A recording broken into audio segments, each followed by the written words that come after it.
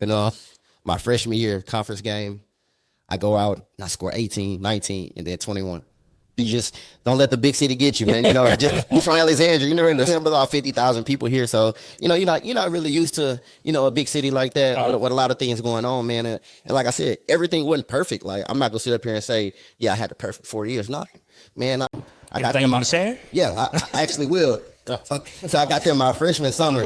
Everything's smooth. I'm trying to get used to things. And then July come, I kind of get in a little trouble. Like I got in a little trouble. Not once, twice. Gotcha. So I had to fight that. For 3 months. Like I'm suspended for like, from August to like October. So like I'm not practicing. I'm doing my punishment. I'm doing what I got to do to get back on the court. And I couldn't practice for like a month. So that kind of set me back a little bit, going into the season. And I started off playing a little bit, not much, but I was a freshman. I understood like I had to do my job, I had to pay my dues, but it never stopped me from working. So I say January, I was playing minimum, playing 12 games, 10 minutes a game, 12 minutes a game, here and there. And then something that happened to one of the guys, they got in trouble in practice one day. And it just so happened I was the next guy up. And my freshman year conference game, I go out and I score 18, 19, and then 21.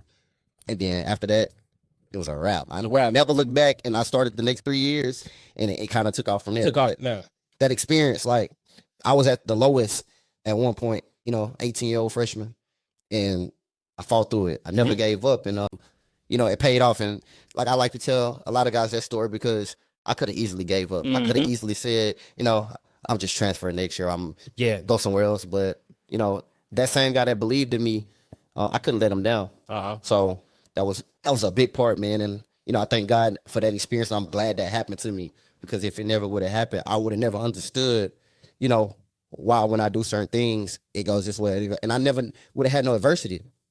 So that adversity was probably the biggest turning point of my life. In your life. So young athletes out there, man, if something happens, don't give up, man. Like Coach Gill just told you guys, just stick with it, work hard, accept whatever punishment is coming your way, and then just work through it and get